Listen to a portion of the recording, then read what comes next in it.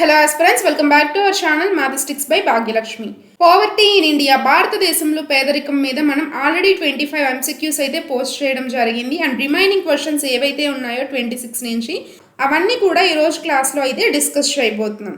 ఈ వీడియో మనకి APPSC group 2 మెయిన్స్తో పాటు assistant statistical officer exam ASO and అదేవిధంగా ఏపీపీఎస్సీ కింద రిలీజ్ అయ్యే అన్ని నోటిఫికేషన్స్లో జనరల్ స్టడీస్లో భాగంగా మనకి ఇండియన్ ఎకానమీ, సో ఇండియన్ ఎకానమీలో అయితే యూస్ఫుల్గా ఉంటుంది. PDF both Telugu and English లాంగ్వేజెస్లో ప్రొవైడ్ చేయడం జరుగుతుంది. లింక్ కావాలి అనుకున్నట్లయితే కింద డిస్క్రిప్షన్లో ఉంది.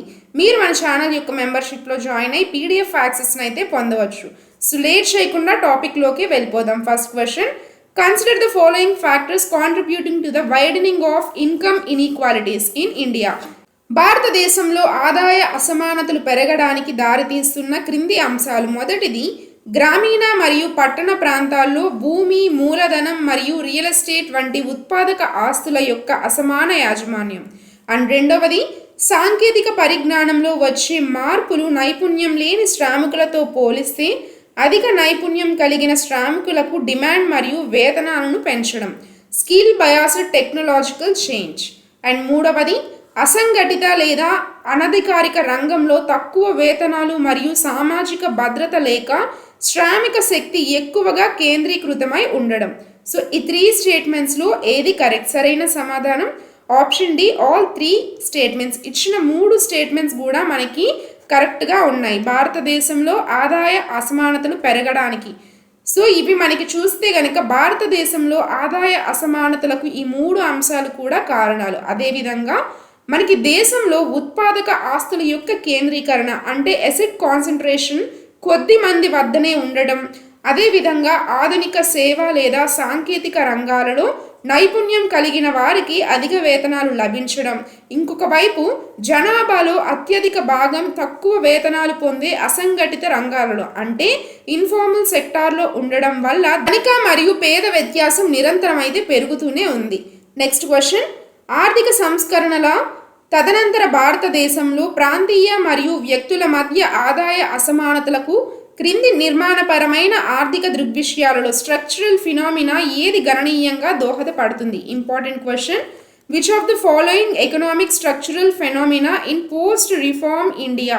Post reform India has significantly contributed to inter regional and inter personal income inequalities. So మనకి కింద ఆప్షన్స్ ఇచ్చారు, వీటిలో కరెక్ట్ ఆన్సర్ అయితే option A, jobless growth combined with rapid growth in service sector over manufacturing and agriculture. So ఇక్కడ మనం in డీటెయిల్గా చూసినట్లయితే 1991 ఆర్థిక సంస్కరణల తరువాత 1991 ఆర్థిక సంస్కరణల తరువాత భారత ఆర్థిక వ్యవస్థ అత్యధిక వృద్ధి నమోదు చేసినప్పటికీ కూడా అది ఉపాధి రహిత వృద్ధి అంటే జాబ్లెస్ గ్రోత్గా మారింది. తయారీ, మ్యానుఫ్యాక్చరింగ్ మరియు వ్యవసాయ రంగాల కంటే సేవా రంగం అంటే సర్వీస్ సెక్టర్ అనేది వేగంగా అభివృద్ధి చెందింది. సేవా రంగం తక్కువ మందికి, అధిక నైపుణ్యాలు ఉన్నవారికి మాత్రమే ఎక్కువ ఆదాయం అందించడం వల్ల వ్యవసాయంపై ఆధారపడిన వారి మెజారిటీ ప్రజల యొక్క ఆదాయాలకు మరియు వీరి ఆదాయాలకు మధ్య విపరీతమైన వ్యత్యాసం ఇంటర్ పర్సనల్ ఇన్ఈక్వాలిటీ అనేది ఏర్పడడం జరిగింది. ఇది చాలా ఇంపార్టెంట్ కాన్సెప్ట్ అండి.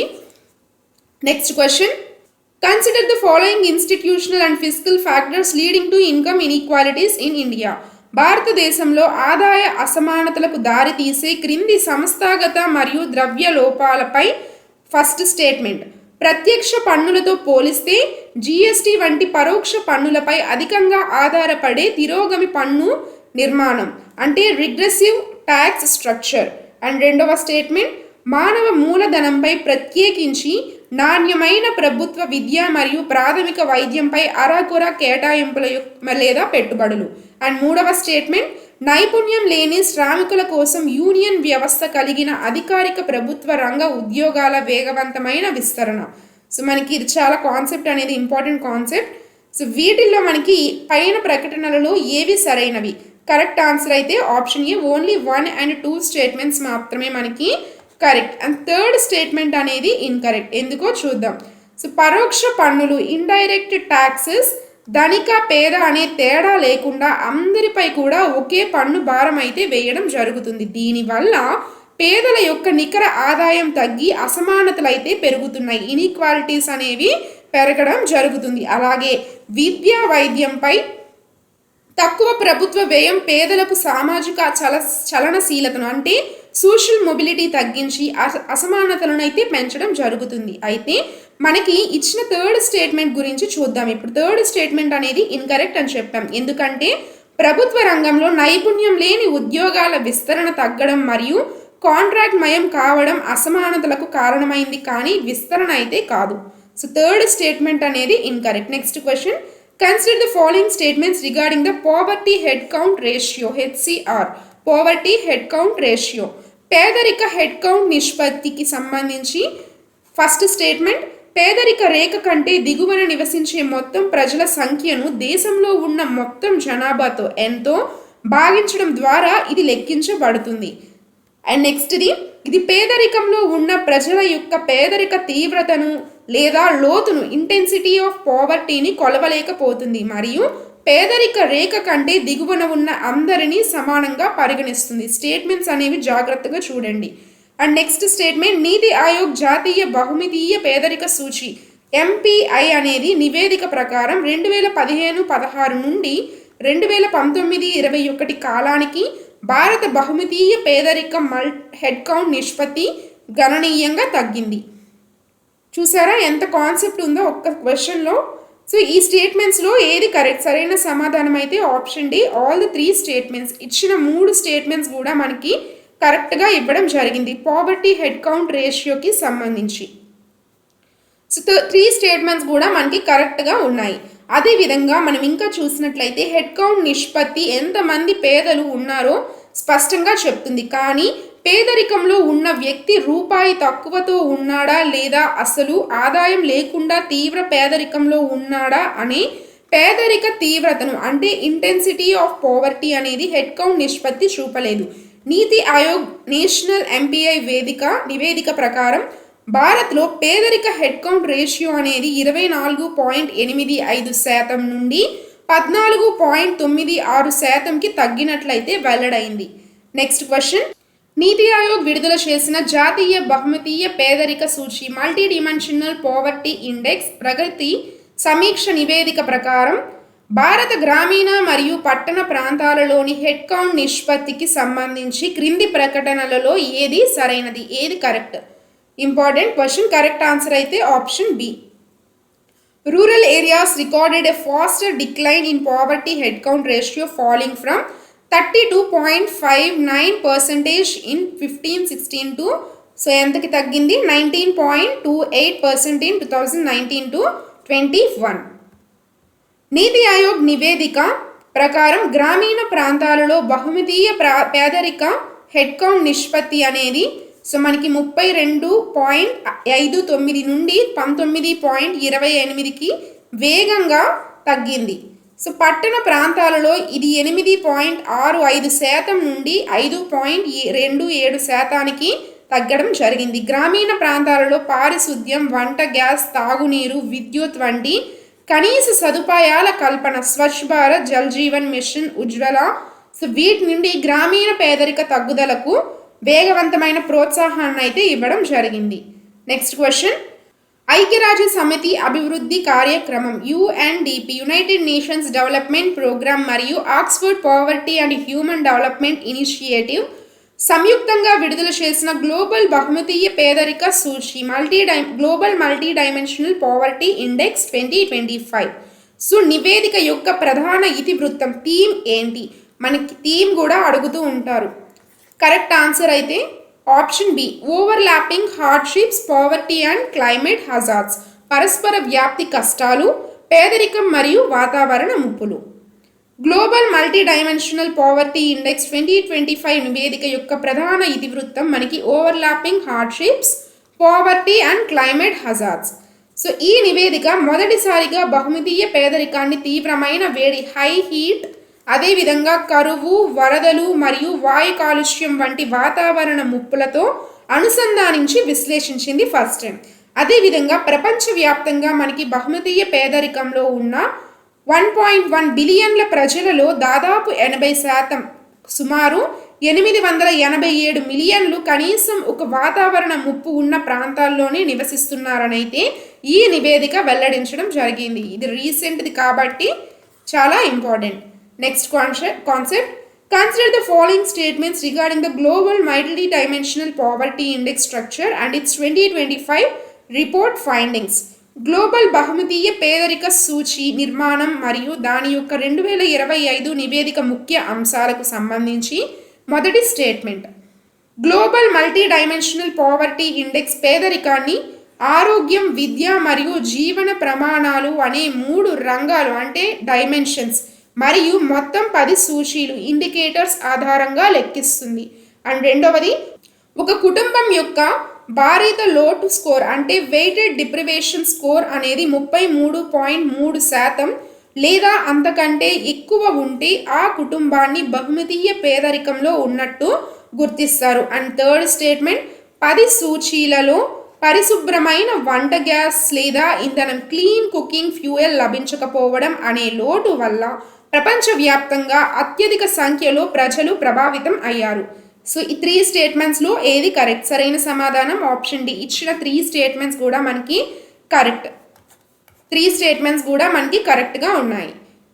3 ప్రకటనలు కూడా correct. Global multi dimensional poverty ఇండెక్స్లో 3 సమాన భారీత రంగాలు ప్రతి దానికి 1/3 భారము మరియు 10 సూచీలు అయితే ఉంటాయి. పేదరిక కట్ ఆఫ్ వచ్చేసరికి సో దీన్ని 33.3గా నిర్ణయించారు. 2025 నివేదిక ప్రకారం ప్రపంచవ్యాప్తంగా బహుమితీయ పేద ప్రజలలో అత్యధికంగా పరిశుభ్రమైన వంట ఇంధనం లోపించడం వల్ల దేనివల్ల పరిశుభ్రమైన వంట ఇంధనం లోపించడం, సో ఆ తర్వాత సరైన నివాస వసతి లేకపోవడం, పారిశుద్ధ్య లోపం ప్రధాన లోపాలుగా నమోదయ్యాయి. అండ్ ఈ కౌంట్ కూడా నోట్ చేసుకోండి. నెక్స్ట్ క్వశ్చన్, ఆక్స్ఫామ్ మరియు అంతర్జాతీయ అసమానతల నివేదికలో వరల్డ్ ఇన్ఈక్వాలిటీ రిపోర్ట్ ప్రకటనల ఆధారంగా భారతదేశంలో ఆదాయం మరియు సంపద కేంద్రీకరణకు concentration of income and wealth సంబంధించి క్రింది ప్రకటనలలో ఏది సరైనది, ఏది కరెక్ట్ అని అడుగుతున్నారు. According to the latest global inequality findings published by Oxfam 2026 and world inequality report. So దీని ప్రకారం మనకి ఏది కరెక్ట్? కరెక్ట్ ఆన్సర్ అయితే option B. The top 10% of the earners capture over 50% of the national income, while the bottom 50% receive only around 15% of the total income. So, దీన్ని in డీటెయిల్గా చూద్దాం. తాజా global inequality గణాంకాల ప్రకారం భారత ఆర్థిక వృద్ధి పంపిణీలో తీవ్రమైన వ్యత్యాసాలు ఇన్ఈక్వాలిటీస్ అయితే ఉన్నాయి. అవేంటంటే భారతదేశంలో అగ్ర 10% మంది, సో టాప్ 10% పీపుల్ ఉంటారు కదా, సో ఆ సంపన్నులు అంటే టాప్ 10%లో ఉన్న సంపన్నులు దాదాపుగా మనకి 85%, 50% కంటే ఎక్కువ జాతీయ ఆదాయాన్ని పొందుతున్నారు. అదేవిధంగా కింద దిగువన ఉన్న 50% ప్రజలు కేవలం 15% ఆదాయాన్ని మాత్రమే పొందుతున్నారు. సో ఇది కూడా ఇంపార్టెంట్, నోట్ చేసుకోండి. సంపద విషయానికి వచ్చినట్లయితే దేశంలోని అత్యంత ధనవంతులైన 1% మంది వద్దే దాదాపుగా 40% జాతీయ సంపద అయితే కేంద్రీకృతమై ఉంది. దీనివల్ల భారత్లో కే ఆకారపు లేదా మరింత అసమానమైన వృద్ధి ధోరణి అయితే మనకి కనిపిస్తుందని నివేదికలు స్పష్టం చేస్తున్నాయి. Next question, consider the following measures advocated by Oxfam India and global inequalities reports to reduce the widening gap between rich and the poor. ధనిక మరియు పేదల మధ్య పెరుగుతున్న వ్యత్యాసాన్ని నివారించడానికి ఆక్స్ఫామ్ ఇండియా మరియు అంతర్జాతీయ అధ్యయన నివేదికలు రికమెండ్ చేసిన క్రింది చర్యలను పరిశీలించండి. మొదటిది, బిలియనీర్లు మరియు అత్యంత ధనవంతులైన సంపద పన్ను అంటే వెల్త్ ట్యాక్స్ మరియు సర్చార్జ్ వంటి పురోగమి పన్నులను విధించడం. అండ్ రెండవది, మానవ మూలధనాన్ని పెంపొందించడానికి ప్రాథమిక ఆరోగ్యం మరియు ఉచిత నాణ్యమైన విద్యపై ప్రభుత్వ వ్యయాన్ని పెంచడం. అండ్ మూడవది, పేదలు వినియోగించే నిత్యావసర వస్తువులపై పరోక్ష పన్నులు అంటే జిఎస్టీ వంటి రేట్లను పెంచడం. సో ఈ స్టేట్మెంట్స్లో ఏవి సరైనవి? పై సిఫార్సులలో ఏవి అసమానతలను తగ్గించడానికి, ఇన్ఈక్వాలిటీస్ని తగ్గించడానికి సరైనవి? Correct answer option A only 1 and 2 statements మాత్రమే కరెక్ట్. థర్డ్ స్టేట్మెంట్ అనేది ఇన్కరెక్ట్. ఎందుకు అంటే ఇక్కడ మనకి ఏమి ఇచ్చారు, నిత్యావసర వస్తువులపై పరోక్ష పన్నుల రేట్లను పెంచడం అని అయితే ఇచ్చారు. సో అదనేది మనకి ఇన్కరెక్ట్. ఆక్స్ఫర్డ్ నివేదికలు నిలకడైన సమాజం కోసం ధనవంతులపై 1% లేదా 2% wealth tax or surcharge tax విధించాలని సూచించాయి. ఆ ఆదాయంతో విద్య, వైద్యం మరియు సామాజిక భద్రతా పథకాలపై సోషల్ సెక్యూరిటీ నిధులు సమకూర్చవచ్చని తెలపడం జరిగింది. నెక్స్ట్ క్వశ్చన్, కొనుగోలు శక్తి సమానత్వం PPP పర్చేసింగ్ పవర్ ప్యారిటీ ఆధారంగా ప్రపంచ బ్యాంక్ తన యొక్క అంతర్జాతీయ పేదరిక గీతలను పాలంతరంగా సవరిస్తుంది. 2017 PPP ప్రామాణిక విలువల ప్రకారం ప్రపంచ బ్యాంక్ పేదరిక సూచీలకు సంబంధించి క్రింది వాటిలో ఏ జతలు సరైనవి? సో మనకి ఇక్కడ international extreme poverty line, lower middle income countries poverty line and upper middle income countries poverty line అయితే ఇవ్వడం జరిగింది. వీటిలో ఏవి కరెక్ట్గా ఉన్నాయి? ఏ పేర్ సరైన సమాధానం ఆప్షన్ డి ఆల్ 3. ఇచ్చిన 3 కూడా కరెక్ట్గా ఉన్నాయి. Next question, consider the following statements regarding the World Bank's flagship publication Poverty, Prosperity and Planet Report 2024, formerly known as Poverty and Shared Prosperity Report. So మనకి ప్రపంచ బ్యాంక్ యొక్క ప్రముఖ నివేదిక poverty, prosperity and planet report 2024. So దీనికి సంబంధించి మొదటి statement చూద్దాం. COVID-19 మహమ్మారి మరియు ప్రపంచ ప్రతికూల పరిస్థితుల వల్ల అంతర్జాతీయంగా తీవ్ర పేదరిక నిర్మూలన వేగం గణనీయంగా మందగించిందని ఈ నివేదిక పేర్కొంది. అండ్ రెండవది, ప్రపంచవ్యాప్తంగా పంచుకోబడ్డ సమృద్ధిని షేర్డ్ ప్రాస్పెరిటీ కొలవడానికి ఈ నివేదిక రోజుకు వ్యక్తికి $25 ఒక కొత్త ప్రాసెస్డ్ ప్రాస్పెరిటీ థ్రెషోల్డ్ ప్రతిపాదించడం జరిగింది. అండ్ మూడవది, ప్రపంచవ్యాప్తంగా తీవ్ర పేదరికంలో జీవిస్తున్న వారిలో 70% కంటే ఎక్కువ మంది ఇంటర్నేషనల్ డెవలప్మెంట్ అసోసియేషన్ IDA సహాయం పొందే అర్హత కలిగిన దేశాలలోనే ఉన్నారు. 70% కంటే ఎక్కువ అని ఇచ్చారు. సో ఈ 3 స్టేట్మెంట్స్లో ఏది కరెక్ట్? సరైన సమాధానం ఆప్షన్ డి ఆల్ 3. ఇచ్చిన 3 స్టేట్మెంట్స్ కూడా మనకి కరెక్ట్గా ఉన్నాయి. Next question, the National Sample Survey Office conducted its 68th round survey during 2011 to 12. Which of the following statements regarding the key findings of the monthly per capita consumer expenditure MPCE from this round is correct? So జాతీయ నమూనా survey కార్యాలయం NSSO 68వ round సర్వేను నిర్వహించింది. ఈ survey తెలిపిన నెలకు సగటు తలసరి వినియోగ వ్యయం అనేది దీని యొక్క ముఖ్య అంశాలకు సంబంధించి ఇచ్చిన వాటిలో ఏది కరెక్ట్ అని అడుగుతున్నారు. Important question. Correct answer option B. గ్రామీణ భారతంలో వినియోగ వ్యయంలో ఆహార వస్తువుల వాటా 50% కంటే ఎక్కువ, కానీ పట్టణ భారతంలో ఇది 50% కంటే తక్కువగా ఉంది. సో 68th రౌండ్ ఏం చెప్తుంది అంటే దీని యొక్క గణాంకాల ప్రకారం మనకి గ్రామీణ ప్రాంతాలలో చూస్తే మొత్తం వినియోగ వ్యయంలో ఆహార పదార్థాలపై అంటే ఫుడ్ ఐటమ్స్పై చేసే ఖర్చు 52.9%గా ఉంది. అంటే 50% కంటే ఎక్కువగా ఉంది. ఎక్కడ? ఇది గ్రామీణ ప్రాంతాలలో, రూరల్ ఏరియాస్లో. అండ్ మనం చూసినట్లయితే అర్బన్ ఏరియాస్లో, పట్టణ ప్రాంతాలలో ఆహార పదార్థాలపై చేసే ఖర్చు వ్యయంలో కేవలం 42.6% అంటే 50% కంటే తక్కువ. సో ఇంతే ఉంది. Next question, NSSO 68th round data మరియు సురేష్ టెండూల్కర్ కమిటీ పద్ధతి ఆధారంగా అఖిల భారత పేదరిక నిష్పత్తి, పేదరిక రేఖ దిగువన ఉన్న జనాభా శాతం ఎంతగా అంచనా వేయబడింది? Correct answer option B 21.9%. So మనకి NSSO 68th రౌండ్ డేటా ఆధారంగా ప్రణాళికా సంఘం ప్లానింగ్ కమిషన్ విడుదల చేసిన వివరాల ప్రకారం దేశంలో మొత్తం పేదరిక నిష్పత్తి అనేది మనకి 21.9% అయితే ఉంది. అండ్ అదేవిధంగా రూరల్ ఏరియాస్లో 25.7% అండ్ పట్టణ ప్రాంతం అంటే అర్బన్ ఏరియాస్లో 13.7% అయితే ఉంది. Next question, consider the following statements regarding the methodology used by NSSO in its consumer expenditure surveys. So NSSO తన యొక్క వినియోగ వ్యయ సర్వేలలో ఉపయోగించిన పద్ధతులకు సంబంధించి ఫస్ట్ స్టేట్మెంట్, ఎన్ఎస్ఎస్ఓ 68వ రౌండ్లో వినియోగ వ్యయం డేటాను సేకరించడానికి సవరించిన మిశ్రమ సూచిక కాలం అంటే మోడిఫైడ్ మిక్స్డ్ రిఫరెన్స్ పీరియడ్ని కూడా ఉపయోగించారు. ఇది కూడా ఇంపార్టెంట్ క్వశ్చన్.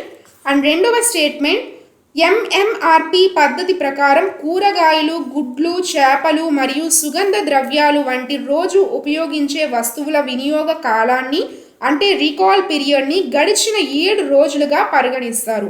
అండ్ మూడవది, బట్టలు, పాదరక్షలు, అదేవిధంగా మన్నికైన వస్తువులు మరియు విద్యా ఖర్చుల వంటి అరుదుగా చేసే ఖర్చులకు వినియోగ కాలాన్ని గడిచిన 365 రోజులుగా అంటే లాస్ట్ గడిచిన 1 ఇయర్గా లెక్కిస్తారు. సో ఈ 3 స్టేట్మెంట్స్లో ఏది కరెక్ట్ ఆన్సర్ అయితే ఆప్షన్ డి, ఆల్ 3 స్టేట్మెంట్స్. ఇచ్చిన 3 స్టేట్మెంట్స్ కూడా మనకి కరెక్ట్. ఇవన్నీ కూడా మనకి స్టాండర్డ్ క్వశ్చన్స్.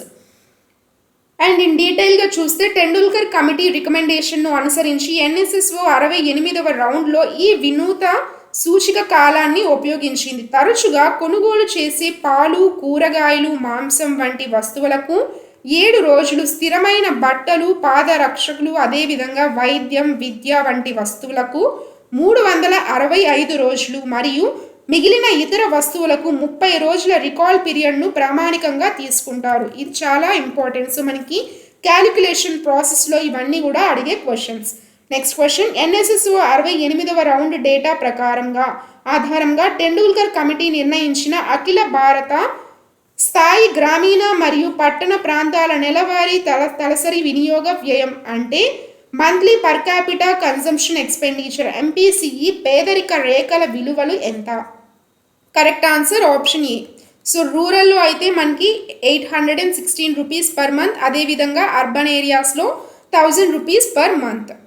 సో 2011-12 సంవత్సరానికి గాను టెండూల్కర్ పద్ధతి ప్రకారం నిర్ణయించిన పేదరిక పరిమితులు చూద్దాం. గ్రామీణ ప్రాంతం రూరల్ ఏరియాస్లో ఒక వ్యక్తికి నెలకు 816 రూపాయలు అంటే రోజుకు సుమారు 27 రూపాయల 20 పైసలు. అండ్ అదేవిధంగా అర్బన్ ఏరియాస్లో చూసుకున్నట్లయితే ఒక వ్యక్తికి నెలకు 1000 రూపాయలు. నెక్స్ట్ క్వశ్చన్, గణాంకాలు మరియు కార్యక్రమాల అమలు మంత్రిత్వ శాఖ విడుదల చేసిన అంటే ministry of statistics and programme implementation విడుదల చేసిన కుటుంబ వినియోగ వ్యయ survey household consumption expenditure survey 2023-24 ప్రకారం ప్రస్తుత ధరల వద్ద లెక్కింపుల ఇంప్యుటేషన్ లేకుండా గ్రామీణ మరియు పట్టణ భారతంలో నమోదు చేయబడిన సగటు నెలకు తలసరి వినియోగ వ్యయం అంటే monthly per capita consumption expenditure విలువలు ఎంత? Correct answer option B. So మనకి రూరల్లో ఏమో 4122 రూపాయలు అండ్ అర్బన్ ఏరియాస్లో 6996 రూపాయలు. ఉచిత సంక్షేమ పథకాల పరిమాణాన్ని కలపకుండా వితౌట్ ఇంప్యుటేషన్ గ్రామీణ సగటు వచ్చేసరికి మనకు ఇది అండ్ పట్టణం వచ్చేసరికి 6996 రూపాయలుగా నమోదవ్వడం జరిగింది. నెక్స్ట్ క్వశ్చన్ చూద్దాం. Consider the following statements based on the findings of HCES 23-24 regarding the consumption inequality and expenditure trends in India. భారతదేశంలో వినియోగ అసమానతలు మరియు వ్యయ ధోరణులపై హెచ్సిఈఎస్ 23-24 నివేదిక ముఖ్య అంశాల ఆధారంగా క్రింది ప్రకటనను చూద్దాం. మొదటిది, గ్రామీణ మరియు పట్టణ ప్రాంతాల వినియోగ వ్యయాల మధ్య వ్యత్యాసం అనేది 2011-12 నాటి 84% నుండి 2023-24 నాటికి సుమారుగా 70%కి తగ్గడం జరిగింది. అండ్ నెక్స్ట్ది చూద్దాం. గ్రామీణ భారతదేశంలో మొత్తం వినియోగ వ్యయంలో ఆహార వస్తువుల యొక్క వాటా మొదటిసారిగా 50% కంటే తక్కువగా అంటే సుమారు 47%కి పడిపోయింది. అండ్ నెక్స్ట్ది చూద్దాం. 2022-23తో పోల్చినట్లయితే 2023-24లో గ్రామీణ మరియు పట్టణ ప్రాంతాలు రెండిటిలోనూ వినియోగ గిని గుణకం గిని కోఎఫిషియంట్ తగ్గడం వినియోగ అసమానతల్లో తగ్గుదలనైతే సూచిస్తుంది. ఈ కాన్సెప్ట్ మొత్తం కూడా మనకి important.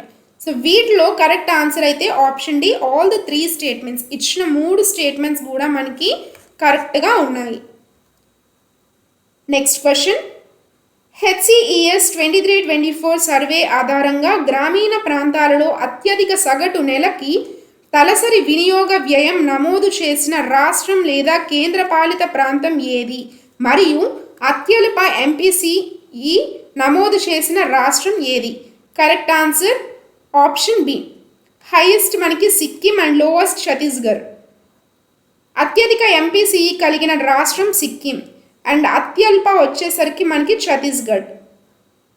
Next question, consider the following. So ఇక్కడ మనకి match the following committees or task force on poverty estimation with the respective major recommendation. List 1లో కమిటీ ఇవ్వడం జరిగింది అండ్ లిస్ట్ 2లో కీ రికమెండేషన్స్. వీళ్ళు చేసిన ఈ కమిటీ లేదా కమిటీ గ్రూప్ చేసిన రికమెండేషన్స్ లేదా ఫీచర్స్, వాటి యొక్క ఫీచర్స్ గురించి ఇచ్చారు. So YK Alagh committee and DT Lakdawala committee, Suresh Tendulkar committee and DC Rangarajan committee. ఈ కమిటీస్ యొక్క features are what the recommended అనేది లిస్ట్ 2లో అయితే ఇవ్వడం జరిగింది. సో వీటికి సంబంధించి కరెక్ట్ మ్యాచింగ్ అయితే ఆప్షన్ ఏ. ఆప్షన్ ఏ అనేది మనకి కరెక్ట్గా ఉంది. సో దీన్ని డీటెయిల్గా చూద్దాం. YK అలగ్ కమిటీ, ఇదంతా కూడా మనకి చాలా ఇంపార్టెంట్. కమిటీస్ గురించి ఫ్రీక్వెంట్గా అడుగుతూనే ఉన్నారు ఏదో ఒక ఎగ్జామ్లో అయితే. ఇండియన్ ఎకానమీలో భాగంగా మనకి YK అలగ్ కానీ ఇవన్నీ కూడా అడుగుతూనే ఉంటారు. సో ఫస్ట్ చూసినట్లయితే YK అలగ్ కమిటీ 1979 మొదటిసారిగా గ్రామీణ 22,400 క్యాలరీలు, అదేవిధంగా పట్టణాల్లో 2,100 క్యాలరీల అవసరాల ఆధారంగా పేదరిక రేఖనైతే నిర్ణయించడం జరిగింది. అండ్ నెక్స్ట్ది మనకి DT లగ్డవాలా కమిటీ అనేది 1993. ఇది ఏంటి అంటే రాష్ట్రాల మధ్య ధరల వ్యత్యాసాలను ప్రతిబింబించడానికి వ్యవసాయ కూలీలు మరియు పారిశ్రామిక కార్మికులు, ఇది కూడా ఇంపార్టెన్స్. వాళ్ళు రికమెండ్ చేసింది ఏంటి అనే దాని మీద మనకి ఎక్కువ వస్తుంది ఈ లగ్డవాలా కమిటీకి సంబంధించి. అండ్ ఈ ఫస్ట్ YK అలగ్ కమిటీ ఏంటి అంటే క్యాలరీల మీద బేస్ చేసుకొని అయితే పేదరిక రేఖను నిర్ణయించడం, దాని గురించి ఎక్కువగా అడుగుతున్నారు. ఇది క్యాలరీ బేస్ మీద జరిగింది. అండ్ ఇది మనకి వ్యవసాయ కూలీలు మరియు పారిశ్రామిక కార్మికులతో అనుసంధానించిన రాష్ట్ర నిర్దిష్ట పేదరిక రేఖలను అయితే తీసుకొచ్చింది. And next Suresh Tendulkar committee 2009. ఇది క్యాలరీల ప్రతిపాదకను వదిలేసి జీవన వ్యయ సూచి అంటే కాస్ట్ ఆఫ్ లివింగ్ ఇండెక్స్ ద్వారా అర్బన్ బాస్కెట్ పట్టణ బుట్ట ఆధారంగా పేదరికాన్ని అయితే సవరించింది. అండ్ నెక్స్ట్ మనకి ఫైనల్గా సి రంగరాజన్ కమిటీ 2014. క్యాలరీలతో పాటు ప్రోటీన్లు, కొవ్వులు, అదేవిధంగా ఆహారేతర కనీస ఖర్చులను, విద్య, వైద్యం, ఇల్లు మొదలైనవి కలిపి నూతన పేదరిక రేఖలను అయితే ప్రతిపాదించడం జరిగింది. సో రిమైనింగ్ క్వశ్చన్స్ అన్నీ కూడా నెక్స్ట్ పార్ట్ 3లో అయితే అప్లోడ్ చేయడం జరుగుతుంది. So first 1 to 25 questions upload చేసాం. దాన్ని ఎవరైనా చూడని వాళ్ళు ఉంటే ఆ వీడియోని ఒకసారి చూడండి. అండ్ ఈ వీడియోలో అయితే మనం 25 to 44 క్వశ్చన్స్, 26 to 44 క్వశ్చన్స్ అయితే అప్లోడ్ చేస్తున్నాం. సో రిమైనింగ్ క్వశ్చన్స్ అన్నీ కూడా నెక్స్ట్ పార్ట్లో అప్లోడ్ చేస్తాం. Thanks for watching.